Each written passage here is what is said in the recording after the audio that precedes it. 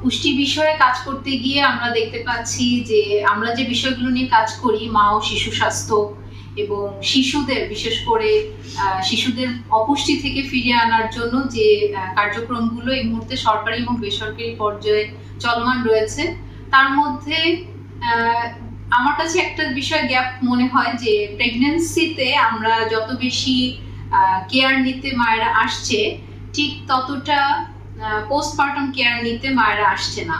সেক্ষেত্রে শিশুর খাওয়া দাওয়া, অর্থাৎ এক্সক্লুসিভ ব্রেস্ট ফিডিং এ আমরা যে পিছিয়ে পড়ছি, সেই জায়গাটা আমাদের কাজ করা আসলে খুবই দরকার। এবং আমরা যদি পিএনসি চেক আপটা এনশিওর করতে পারি, এবং এই ক্ষেত্রে সবচেয়ে বেশি গুরুত্বপূর্ণ হলো পরিবারের সহযোগিতা। স্বামী এবং পরিবারের অন্যান্য যারা আছে তাদেরকে সচেতন করার কোনো বিকল্প নেই। তো এক্ষেত্রে মাদের অনেক বেশি সহযোগিতা দরকার।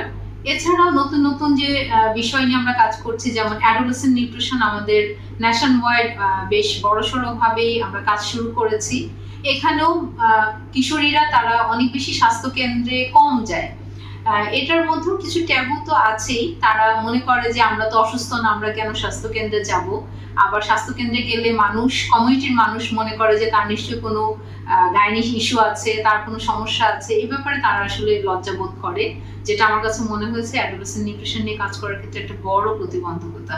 কিন্তু আমাদের মনে রাখতে হবে যে এই কিশোর কিশোরীরাই হচ্ছেন ভবিষ্যতের সুনাগরিক আমাদের দেশে। তাদের সুস্থতা এবং তাদের প্রজনন স্বাস্থ্য এনশিওর করা খুবই গুরুত্বপূর্ণ। এছাড়া আমাদের যে বয়স্ক মানুষরা আছেন, তাদের পুষ্টি নিয়ে আমরা হয়তো খুব বড় পরিসরে কাজ করছি না ন্যাশন ওয়াইড। এই জন্য আমার কাছে মনে হয় যে তাদের পুষ্টি বিষয় নিয়েও আমাদের কাজ করা দরকার এই মুহূর্তে। কারণ তারা একটা সময় পর্যন্ত একটা খাদ্য অভ্যাসের মধ্যে থাকে, কিন্তু তাদের বয়স বাড়ার সাথে সাথে, কাজ কমে যাওয়ার সাথে সাথে, রিটায়ারমেন্টের পরে তাদের খাবার দাবারের অন্য ভিন্ন রকম চাহিদা দেখা দেয়, যেটা এনশিওর করা আসলে সম্ভব হয় না।